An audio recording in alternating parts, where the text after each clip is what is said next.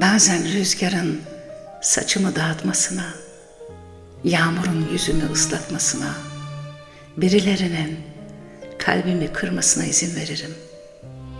Sonra saçımı toplarım, şemsiyemi açarım, kalbimi kapatırım. Hepsi bu. Yollar lek döşenip ayaklarına, sana yalvarırım mı? Bu mümkün değil. Koymaram kalbim tek vügarımsına. Alçalıp yaşamak ömür gün değil. Demirem sen uca bir dağsan eğil,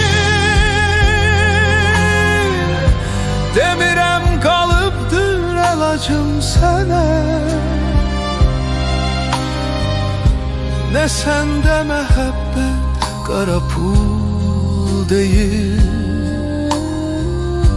ne men dilençiyem elacım sana.